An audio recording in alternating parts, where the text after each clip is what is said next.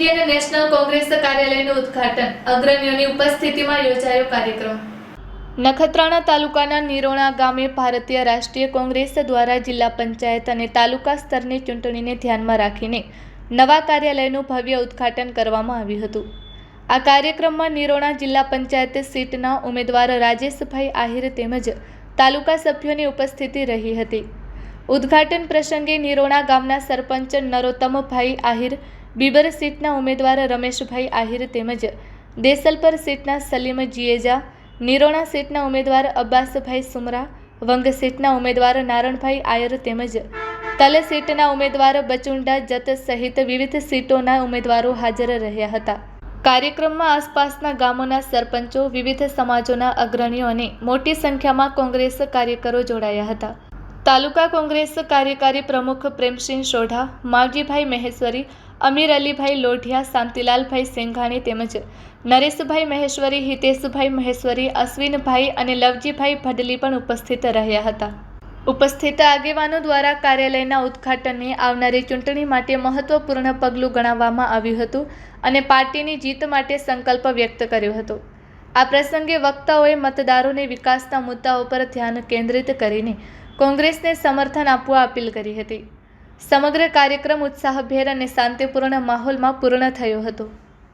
કચ્છ તેમજ ગુજરાતભરમાં જ્યારે સ્થાનિક સ્વરાજ્યની ચૂંટણી 2026ના પડઘમ વાગી રહ્યા છે અને થોડા જ ગણ્યા ગાંઠા દિવસોમાં જ્યારે ચૂંટણી આપણા શરૂ પર છે, તો કોંગ્રેસ દ્વારા આજે નિરોણા મધ્યે જે નિરોણા જિલ્લા પંચાયતના ઉમેદવાર શ્રી રાજેશભાઈ મમભાઈ આહિર સાથે 5 તાલુકા પંચાયતના ઉમેદવારોને સાથે રાખી અને નિરોણા મધ્યે કાર્યાલયના ઉદ્ઘાટન સાથે રાત્રિ એક સભાનું આયોજન કરેલું હતું, જેનામાં ખૂબ મોટા પાયે એક જનમેદની ઉમટી અને ચોક્કસપણે એવું દેખાઈ રહ્યું છે કે પરિવર્તનની લહેર ઊભી થઈ છે। જેવી રીતે આપણે જોઈ શકીએ છીએ કે છેલ્લા 35 વર્ષથી ભાજપનું શાસન હોય અને એ શાસનને જાણે કે એણે એ રીતે કર્યું કે આજે પ્રજા અને સામાન્ય વર્ગનો વ્યક્તિ, છેવાડાના ગામડાનો વ્યક્તિ પણ જાણે એ શાસનથી જાણે કંટાળી ગયો છે અને ત્રાહિમામ થયો છે। ત્યારે એક અંદરથી અવાજ ઉદ્ભવ્યો છે, ગુજરાતભરના કચ્છભરના ગામડાઓમાંથી પણ એક અવાજ અને એક પરિવર્તનની લહેર ઉદ્ભવી છે અને કોંગ્રેસ ચોક્કસપણે આ સમય એક સારા માહોલમાં છે અને આ વખતે એવું જણાઈ આવે છે કે ઘણી બધી તાલુકા પંચાયતો અને જિલ્લા પંચાયતમાં પણ અગ્રેસર રહેશે કોંગ્રેસના કેન્ડિડેટો, એ સ્પષ્ટપણે પ્રજાના એક માહોલના કારણે દેખાઈ રહ્યું છે।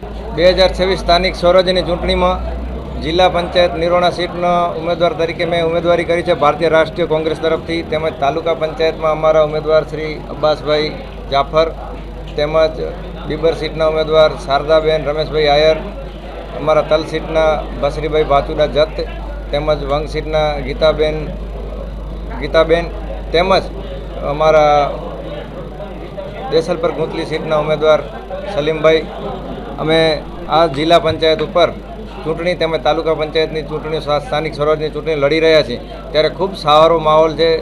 પૂરે અમે તમામ નિરોણાથી કરીને લુડબાઈ સુધી, જે અમારા વજીરા વાંટ સુધી તેમજ ઉઠંગડી સુધીના વિસ્તારમાં અમે ફરી તમામ પ્રવાસ કરી ચૂક્યા છીએ। ખૂબ સારો અમને પ્રતિસાદ મળી રહ્યો છે।